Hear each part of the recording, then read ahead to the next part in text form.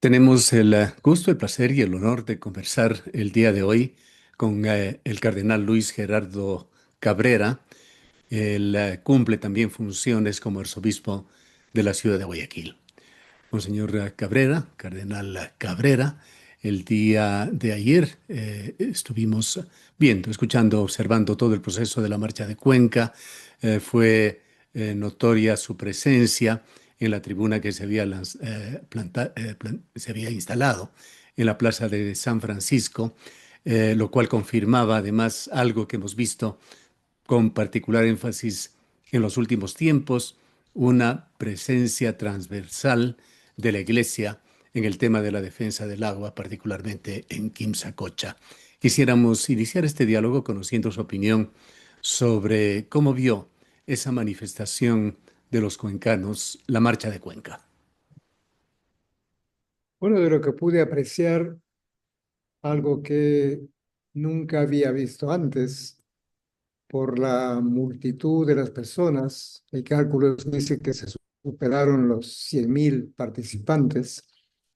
Luego ver también los diferentes sectores campesinos de las ciudades, organizaciones sociales, organizaciones también políticas. O sea, realmente algo inusual, digamos, algo pues que desbordó, creo que toda previsión, todo cálculo, inclusive, escuchando a las personas.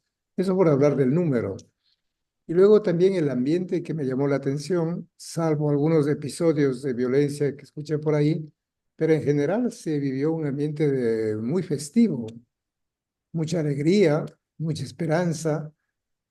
Veía un ingenio, una creatividad enorme, inclusive en las pancartas. Recuerdo algunas de ellas, por ejemplo, que decía, sin agua no hay mote, sin agua no hay canelazo, o que una gota de agua vale más que un saco de oro. Entonces el ambiente yo creo que contagió a todas las personas que estuvimos ahí de este deseo de mejores días y el mensaje muy claro de que la vida y el agua pues son valores fundamentales del ser humano y que no son negociables. Lógicamente que hay que pensar también en los otros recursos naturales, cómo explotarlos, cómo compartirlos, pero sin contaminar, sin poner en riesgo la vida, la salud de las personas. Yo creo que el mensaje también fue muy fuerte, muy claro, muy convincente. Y realmente eso es lo que me llamó la atención, digamos, en cuanto al número, el ambiente y el mensaje. Yo creo que quedará grabado, pues yo creo que en la memoria por muchos años. Y más allá de eso, yo creo que el compromiso, no solamente de las organizaciones sociales, inclusive de la academia, me atrevería a decir, porque es ahí donde ya los grandes especialistas, hablemos por ejemplo de economistas, de sociólogos, técnicos, en fin, todas las personas que tienen algún conocimiento particular y que pueden poner al servicio realmente de este tema tan fundamental, tan importante. Yo creo que es el post o la post-marcha, digamos, que habría que pensarlo también. Y lógicamente, pues los medios de comunicación, lógicamente, si no los dan publicidad, si no es posible que llegue a la inmensa mayoría, un mensaje que puede diluirse. Mi apreciación así dicha rápidamente. Un mensaje que parte del agua. Uno de los elementos de la naturaleza tan extendido en la Tierra, pero al mismo tiempo tan escaso. Químicamente, un compuesto tan simple, con dos moléculas de hidrógeno, uno, o de átomos de hidrógeno, uno de oxígeno, pero con una complejidad enorme que la ciencia sigue estudiando el agua en sus más diversos aspectos. Pero este concepto tiene una enorme repercusión en la vida de de cada ciudadano, en la vida de cada habitante del planeta, el tiempo de que es absolutamente normal el escuchar que el agua es sinónimo de vida. Y este concepto unió a la provincia de El Azuay y Cardenal Cabrera, que se vio el día de ayer fundida en una manifestación eh, uniforme de nivel o de los niveles más diversos socioeconómicos de esta localidad, de la provincia y de la ciudad de Cuenca, en donde se juntó, se fundió lo urbano con lo rural, los distintos estratos sociales de esta urbe. ¿Cómo explicar este fenómeno? Bueno, yo creo que hay causas comunes, causas que unen a los pueblos y creo pues son causas que al final tienden a satisfacer las necesidades básicas y el agua es una de ellas, la sed y el agua tan esencial, por eso siempre se ha hablado de el agua, el elemento vital, y es verdad que sin agua no podemos hacer nada. Gracias al agua pues que las tierras se vuelven fecundas y hace posible que podamos disfrutar de esa diversidad de productos. Gracias al agua también es que los seres humanos vivimos. Bueno, hay los cálculos, ustedes saben, ¿no? Inclusive cuánto de agua tiene el cuerpo, cuánto de agua tiene el planeta Tierra, ¿no? Más allá de si es agua salada, agua dulce. Y la escasez del agua realmente que cada vez es más notoria. Imagínense tener ahora ya que comprar agua envasada. Mire ustedes. Antes era impensable y en gran parte es porque nuestros ríos están contaminados. Entonces, todo el proceso de purificación. Entonces, yo creo que cuando las, los pueblos, y ahí me incluyo también, somos sensibles al valor que tiene el agua en la vida del ser humano y también de los demás seres, yo creo que es una causa justa, ¿no? Lógicamente, eso nos lleva, como decía así brevemente al inicio, a replantearnos también. Claro, yo creo que en ese tema el agua y la minería, o el agua y el petróleo, son elementos que están ahí en el debate público también. Yo creo que aquí partimos ya de una premisa, ¿verdad? Que usted la conoce perfectamente, que el Estado ecuatoriano ha entregado en concesiones a muchas empresas internacionales para la exploración y la explotación de recursos naturales, como el oro, la plata, el petróleo. Ahí pues los sociólogos, los técnicos hablan que más del 60% del territorio ecuatoriano. Pero lógicamente eso nos pone en una situación muy complicada también, muy conflictiva.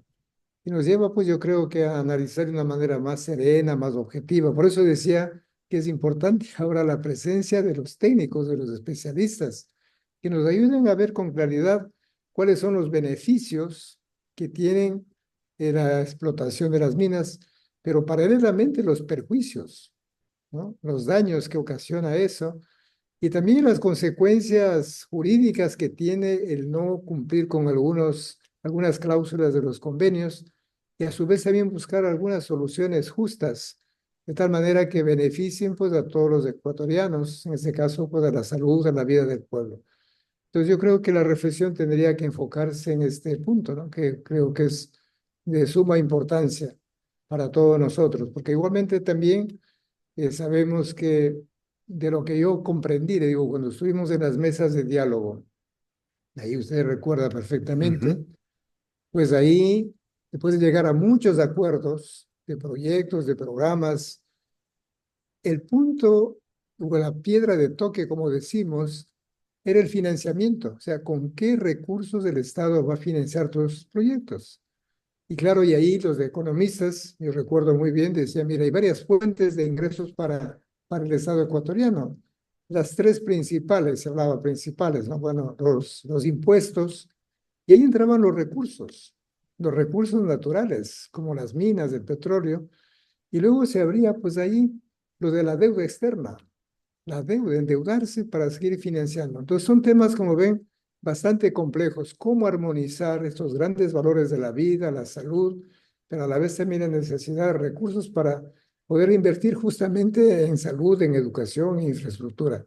Como ven, son temas que hay que entrar en un diálogo. Y aquí insisto en que los especialistas son los que tienen que ayudarnos a orientar, a planificar con todas las estadísticas.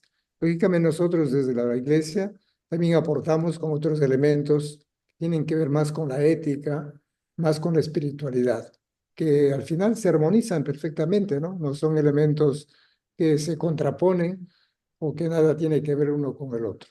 Entonces yo Precisamente, Cardenal Cabrera, hablar del involucramiento de la Iglesia en este fenómeno, en este debate del extractivismo en Ecuador, debate aplicaciones que se convierten en políticas gubernamentales con tanto impacto social, económico, ambiental, nos lleva a hablar sin duda de la encíclica Laudato Si, publicado por el Papa Francisco en el 2015. Ese documento tan importante que ha tenido repercusiones en el mundo, que habla sobre ecología integral, el cuidado del medio ambiente desde una perspectiva ética, espiritual y social.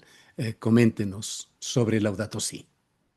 Bueno, esta encíclica de Papa Francisco prácticamente desarrolla esos cuatro grandes principios que ayer los comenté de una manera muy rápida, ¿no?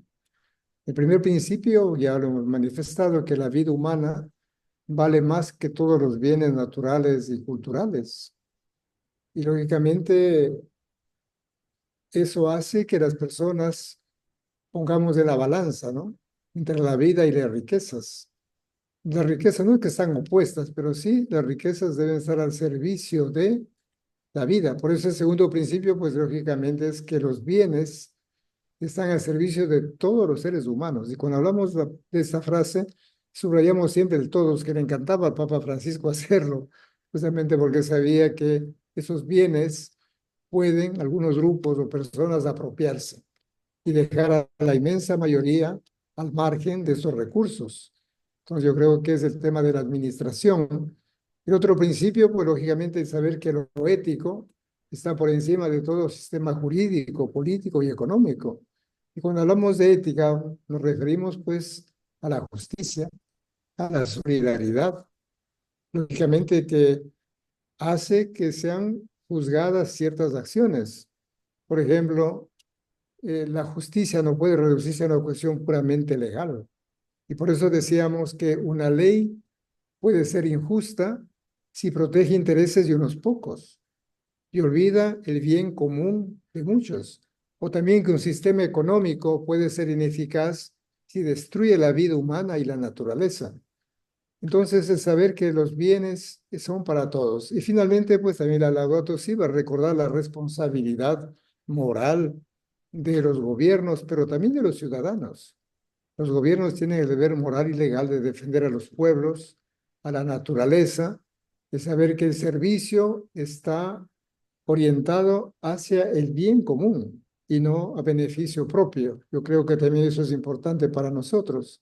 Entonces, son esos cuatro principios que se desarrollan, pero también, como digo, una gran responsabilidad de los ciudadanos, porque en esa carta se habla de la contaminación no solo industrial, sino también doméstica. Y aquí somos responsables nosotros. Por eso la insistencia en saber clasificar los desechos. O, por ejemplo, un tema que poco se habla, el desperdicio de los alimentos. O sea, hay cálculos que diariamente son miles de toneladas de alimentos que se eliminan, que se destruyen y que contaminan. Entonces, todo un trabajo. Nosotros acá en Guayaquil y en varias partes de Ecuador, en el mundo entero, tenemos el Banco de Alimentos, que logramos de alguna manera que esos alimentos no vayan a contaminar, sino que sirvan realmente para mucha gente que no tiene para comer. Entonces, son esos cuatro principios, como digo, los que la Laudato Si desarrolla y es una invitación, no es imposición, una invitación para el diálogo. Lógicamente que lo hace también desde una visión más espiritual, digamos, espiritual en el sentido de que la vida, la naturaleza, es un regalo de Dios. Claro, lógicamente es ya una visión ya más cristiana, donde se armoniza perfectamente, como le decía, pues, el bienestar físico, el bienestar de las personas, de los seres, y a la vez también la grandeza, la belleza, la bondad de la tierra. La tierra, pues, de nuevo, como un simple objeto de una mercancía de compra y venta, sino también un espacio, la casa común que hablamos de convivencia con Dios, con los hermanos, con nosotros mismos. Entonces, por eso hablamos de la ecología integral, que abarca a todos los seres humanos. Claro, más de una persona cuestiona y por qué la iglesia se mete en esos temas que son de carácter a veces políticos, sociológicos, económicos. Decíamos, bueno, Jesús tocó todas las relaciones. Él nos habló de la relación con Dios, con su Padre, pero también de la relación entre nosotros, entre hermanos. Y la relación con las cosas, con la naturaleza, parece curioso, ¿no? Hay un dato que me llamó la atención y lo comparto rápidamente. Ahora con la inteligencia artificial uno puede hacer cálculos formidables, pero me llamó la atención, imagínense que en la Biblia hay 500 versículos que hablan sobre la oración o la relación con el Dios, 500 versículos. Y 2500 versículos que hablan de la relación con las cosas, con la tierra, con el dinero, con todo ese tipo de cosas. Una desproporción, como ven. Yo decía, ¿pero por qué? Y uno dice al final, porque es aquí en la tierra, en medio de esos ambientes donde nosotros nos jugamos la vida. Y a veces los bienes se transforman en malos, como suelo decir, ¿no?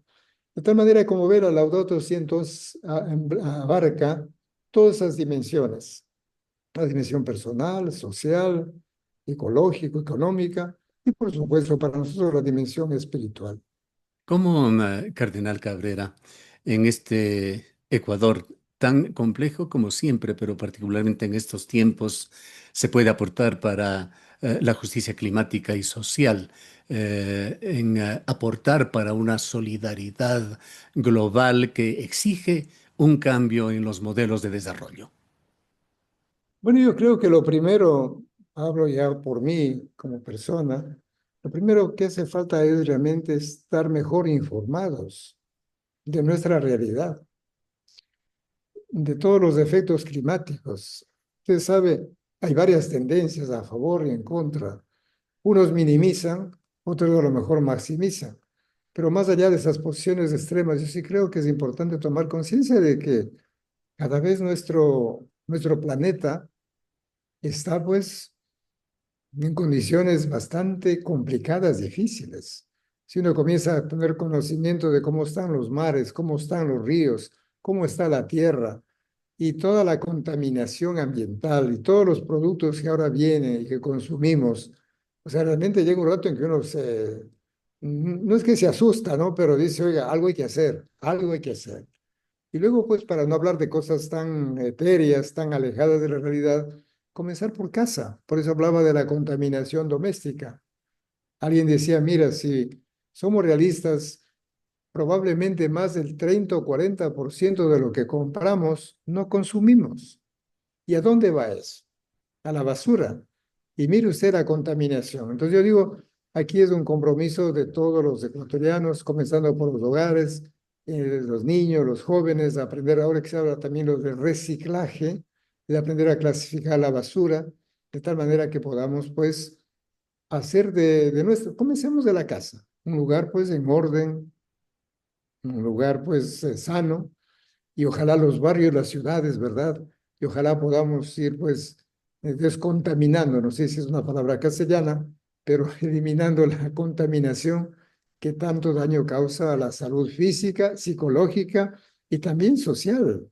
Yo creo que en ese sentido es tomar conciencia. Lo primero que es tomar conciencia, porque a veces minimizamos. Por eso ir después de la marcha y después de eso, ¿qué? ¿Qué pasa? ¿Qué Exactamente. sucede? No basta salir a la calle y decir vive el agua o viva la solidaridad, pero eso cómo llevamos a la práctica. Entonces yo creo que aquí entramos al campo más ya pedagógico, educativo, didáctico. Ojalá que en todas las casas, en todas las escuelas y colegios, las universidades, nos ayuden a tomar conciencia y a buscar soluciones para que realmente tengamos una casa que llamamos casa común, un planeta, como quiera, pero más asequible, más saludable, diría la palabra saludable, ¿no? Yo creo que esa es la palabra importante para nosotros. Como ese acto espiritual, didáctico, lleno de significado en el que usted bendijo en la Plaza de San Francisco el agua de Quimsacocha, traspasando simbólicamente la guardianía del agua a las nuevas generaciones. Esa responsabilidad intergeneracional que estuvo presente a lo largo y ancho de la Gran Marcha de Cuenca el día de ayer. Una de las motivaciones más grandes que se pudo escuchar y ver en la gente era ese pensamiento puesto en el agua al servicio de las nuevas generaciones, evitando la indiferencia y el egoísmo. Sí, yo creo que el mensaje quedó para todos. Sí, hay que pensar de aquí a 10, 20, 40, 50 años, ¿qué va a pasar? 100 años, 200 años. Claro, cuando vienen los datos y nos dicen que la contaminación de la tierra, eso va para largo, eso va para largo, ¿no? Entonces yo digo también tomar conciencia de eso y la responsabilidad de los padres, de los abuelos, de dejar pues un planeta, repito, sano, un planeta donde las personas podamos encontrarnos y las nuevas generaciones puedan disfrutar, que tengan agua sana, pura y no agua envenenada, agua pues que al final les va a destruir su vida. Yo creo que es el mensaje y el compromiso para todos nosotros. Finalmente, quisiera dejarle con un mensaje final, cómo traducir también ese mensaje de la ciudad de Cuenca, de la provincia de El Azuay al resto del país. También diríamos a otras partes del mundo, pues ha existido una cobertura importante de la prensa internacional sobre esta marcha de Cuenca. Bueno, yo creo que el mensaje, resumiendo, sería que el agua es vital. No hay nada nuevo ahí, el agua es vital. Sin el agua, ¿qué somos nosotros? El agua. Eso es lo primero, tomar conciencia de eso. Y lo segundo, la gran responsabilidad que todos nosotros, en los distintos lugares en que nos encontremos, pues la gran responsabilidad de cuidarla, de protegerla, de hacer que los ríos, las fuentes, realmente conduzcan a la vida y no a la muerte. Yo creo que ese es el mensaje que lo capté ayer y pienso hacer parte de mi existencia también, al menos aquí en Guayaquil.